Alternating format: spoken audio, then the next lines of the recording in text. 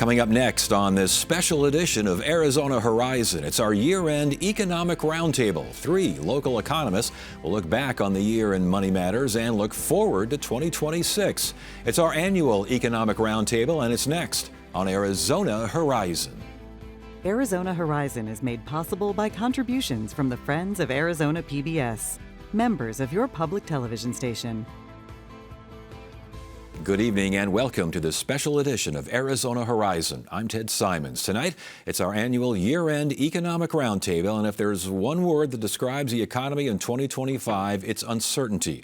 We've seen job losses and job gains. We've seen interest rate cuts and increases in inflation. And we've seen tariffs come and tariffs go. It's been a busy year, and joining us now to look back on that year, we welcome Dennis Hoffman. He's director of the Seidman Research Institute at ASU's W.P. Carey School of Business. Mark Stapp, executive director of ASU's Masters of Real Estate Development, and Jim Rounds, president of Rounds Consulting Group. Gentlemen, good to have you all here. Thanks for joining us. I'm looking forward to this because, man, a lot went on this year. Dennis, overall, where do we stand right now on the economy?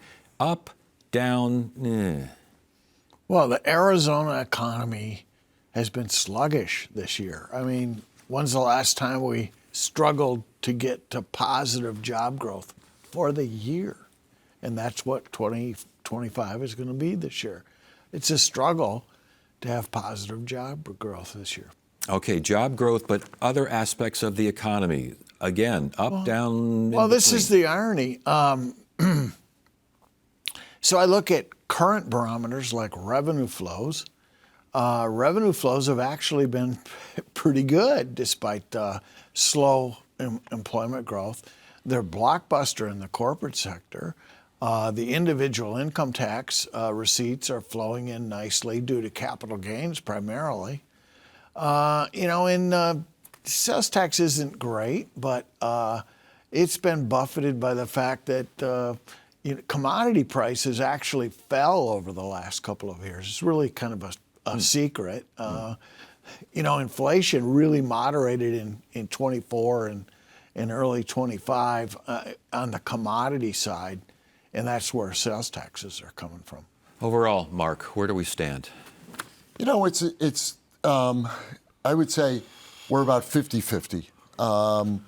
We asked brokers, we do an annual survey, and in March of this year, we asked them what they, what their feeling, their sentiment was. And, it was just slightly above 50, a range of 50. We have an index, and we just asked them about a month ago, and it's up to 67. But it's buffeted because there's optimism relating to anticipation over interest rates, which has been a big damper. But by the same token, that is buffeted by uncertainty having to do with inflation, concerns about immigration policy, which affects construction workers greatly, concerns about where interest rates are going to continue to go, and the cost of construction. So those things are on the negative side, and the positive is interest rates have been coming down. We just had a more recent drop, but where's it going to go? It hasn't moved interest rates for mortgages that much, however. Interesting. Yeah, long rates are actually, since the Fed started cutting, long rates are up. They are up, and I think that's a sign of people are uncertain about where our country is going, where the economy is going. The investors are buying those rates. It's uncertain. They're thinking about inflation down the road. They're thinking about a budget way out of balance. They're thinking about fiscal policy injections of tax cuts. Yeah. As far as the eye can see. It's no wonder that that longs are not coming down. What are you thinking there as an economist, Jim? And you look at everything from, job growth, real estate, all points of the economy. President Trump says we are in a, quote, golden age. No, A+++. Well, I said that too. But before he gave the grade, he said it was a golden age for the American economy. Well, I'm the one wearing black, but I'm going to be the optimist, especially for the state. You look at the national data. You can't listen to the rhetoric. Don't look at the articles. You got to look at the data. Employment's been slowing about what you would expect to see. Month over month, the U.S. numbers. As soon as it starts falling below 100,000 a month, I start to get get worried. I brought that up before, but we could be going into negative territory soon. In Arizona, I feel like we're going to be a little bit more resilient. We've had a lot of changes to our economy since the Great Recession, where we were doing really well in terms of job growth, but we were creating low-wage jobs. We had declines in per capita personal income compared to everybody else for 3 decades, and then since we did these reforms, we've had nothing but growth. The question that I feel like we're going to have is, how do we handle the economy slowing, and can we keep this momentum going afterwards? Because when the economy slows, tax revenues slow, it means that we're going to make fewer investments in workforce and other areas that are critical to keeping this economic momentum going. And right now, I think that we have a risk of losing billions of dollars in tax collections over the next decade if we don't keep up with workforce, if we don't keep land availability strong. So many different things drive economic growth, but I'm still optimistic, but we need our policymakers to also set it up so the private sector can succeed. Yeah, and talking about, again, the Arizona economy, which you see as troublesome right now, having its problems. Well, I'm talking primarily labor market challenges. This no hire, no fire is really kind of unprecedented, and it's reflective to me of an employer that's just kind of frozen. Well, you know, what's AI going to do to me? How can I take on young workers, especially if the young workers I used to take on, I'd put them on training tasks. Now I'd have AI do that, so I don't need to spend any money on those young workers. But does that differ in Arizona in any way from the rest of the country?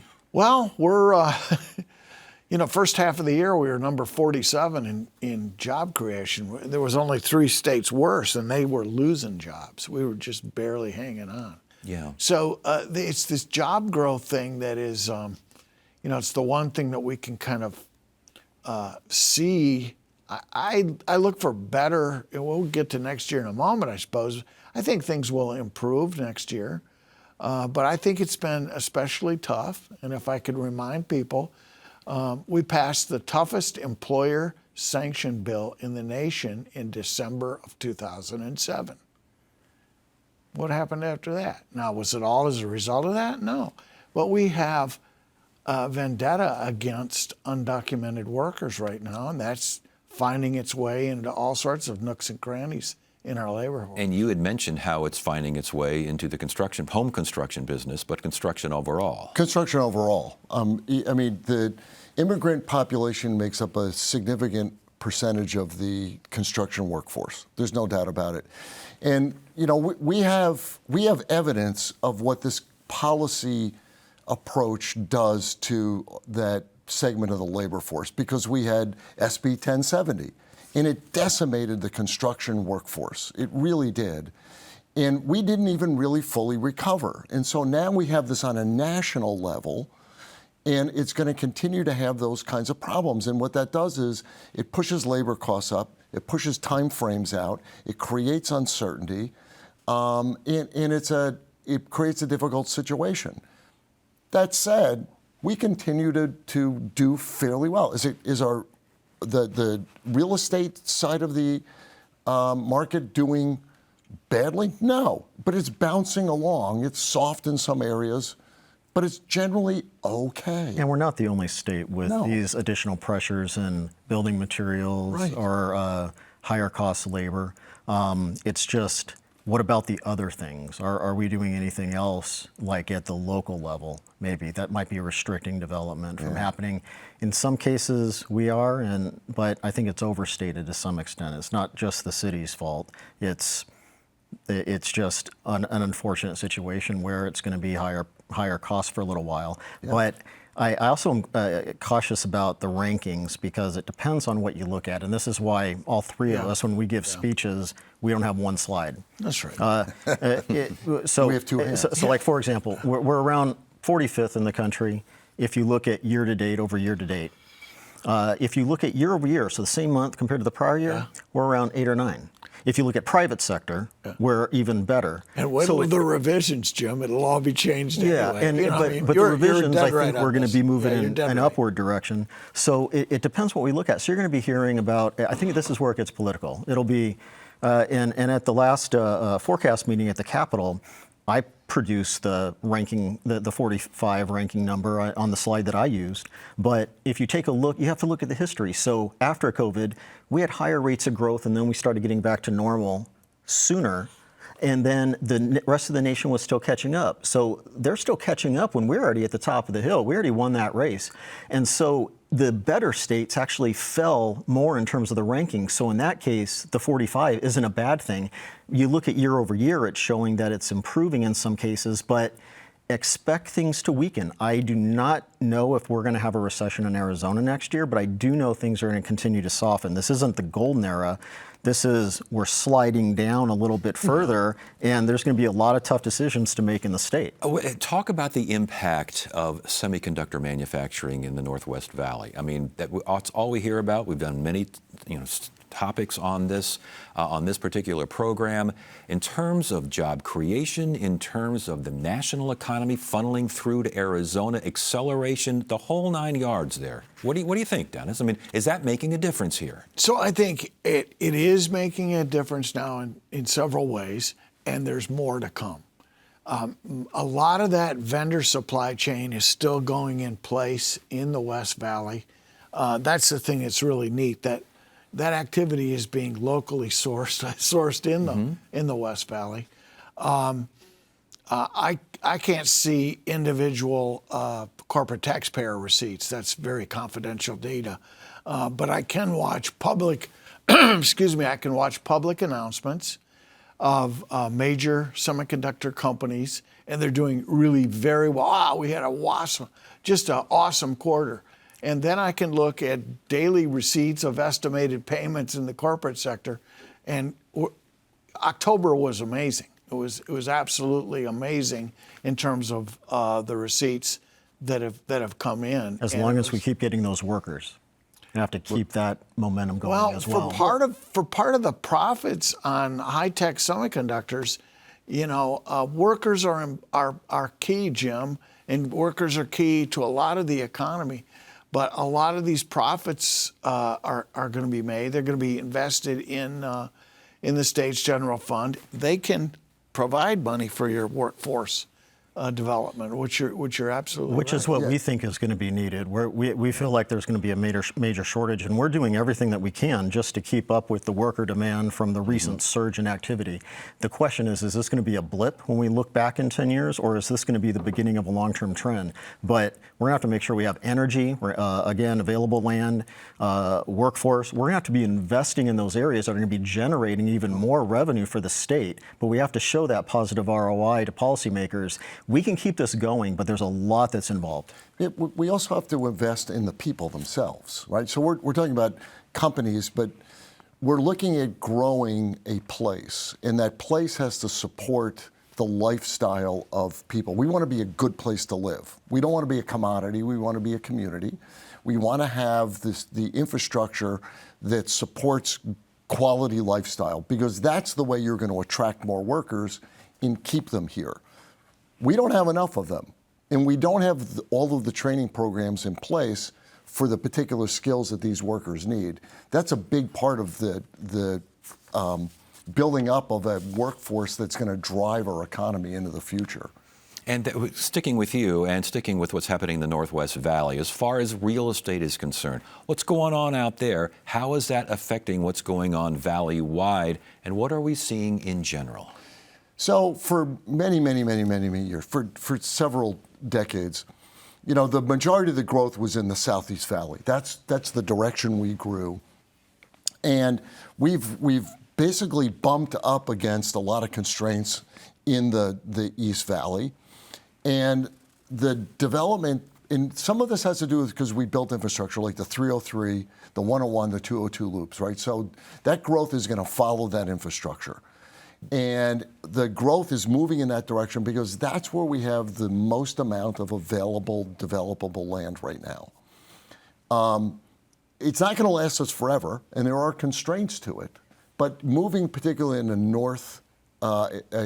Northwest Valley, in particular, you're going to see a lot of continued growth because that's where a lot of the significant employment is. Dennis, when you see the real estate market and you see the fact that it's soft, I mean, they're it's tough right now.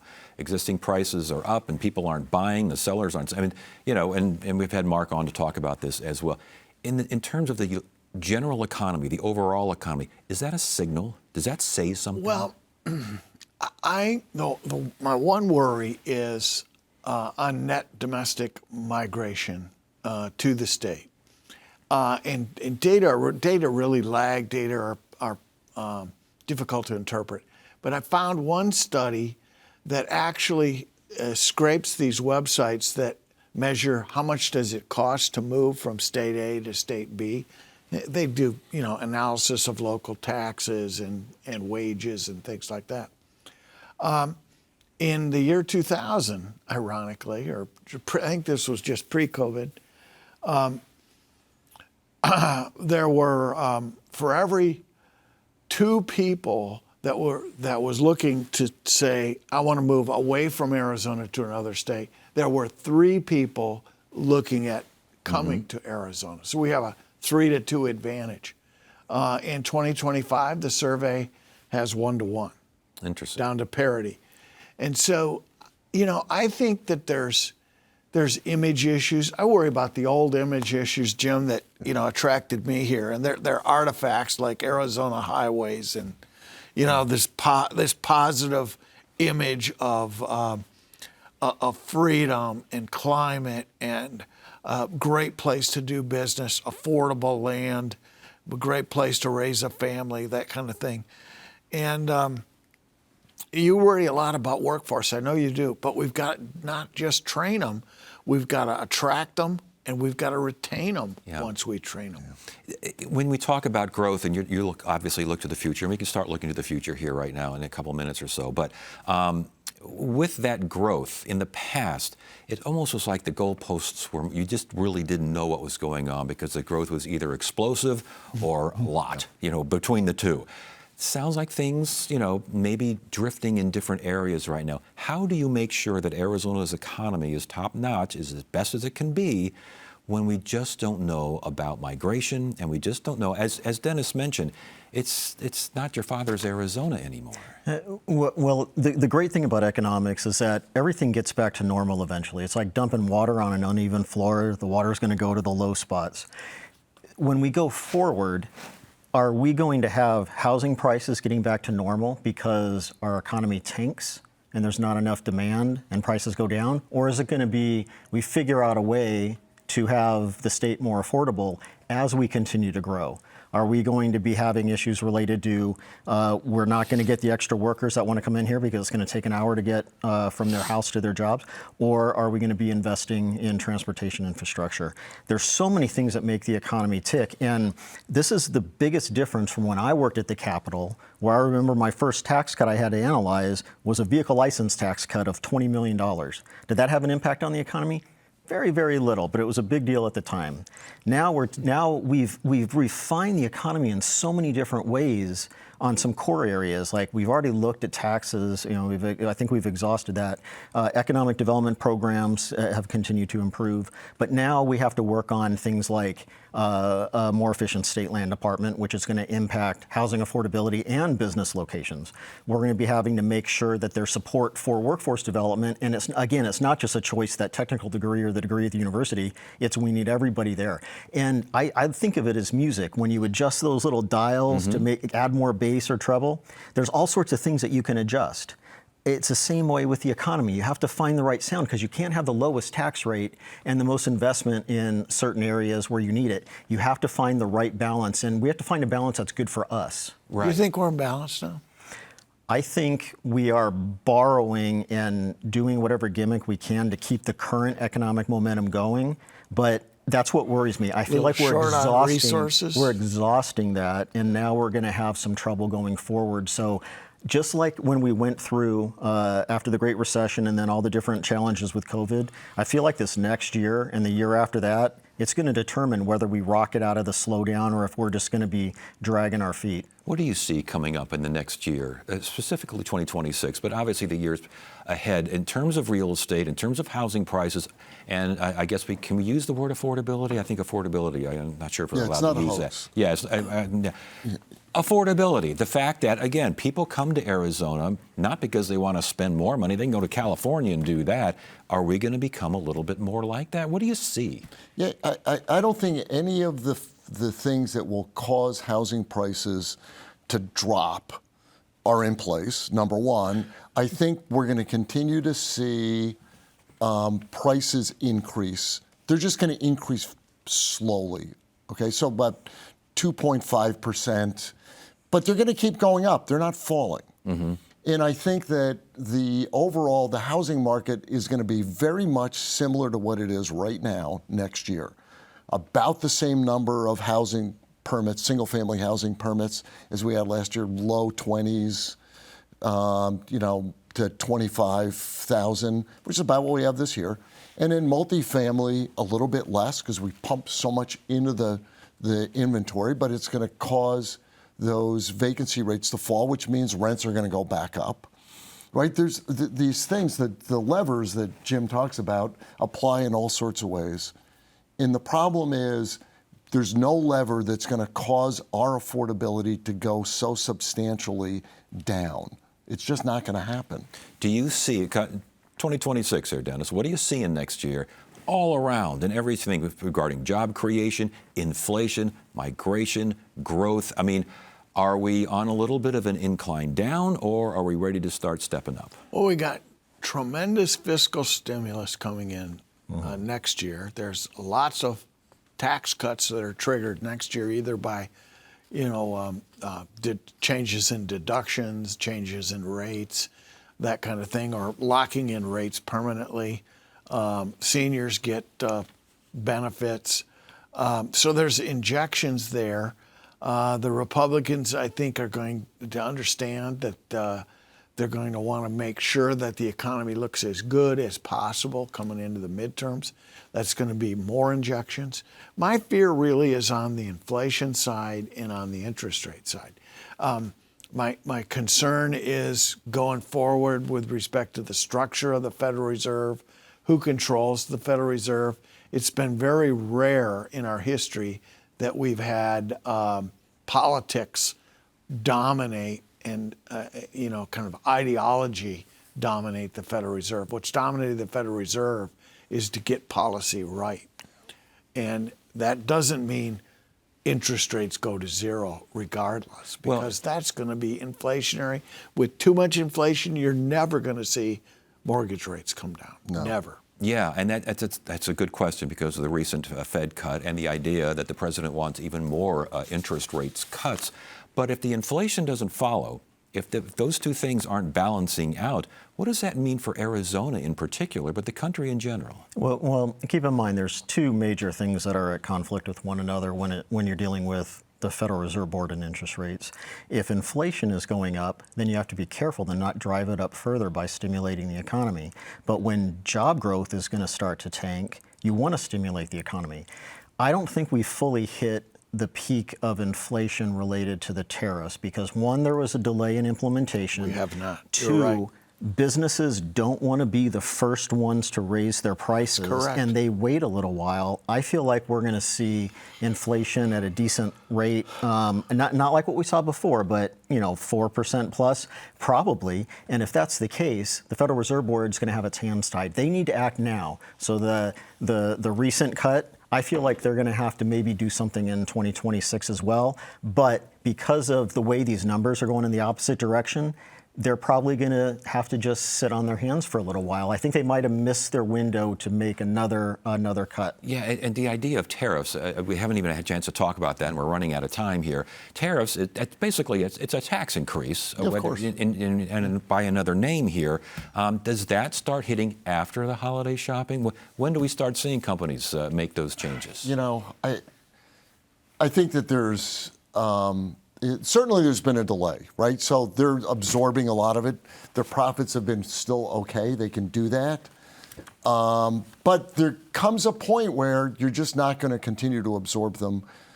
And if you start to make the consumer pay, it's going to be a problem. And it's going to happen right as the midterms are approaching us. The question is, you're right. You're talking about drip, drip, drip. Yep. They're going to come out. But the more this pressures the economy, the more everybody's learned that voters hate inflation. That cost Mr. Biden and the Democratic administration their positions.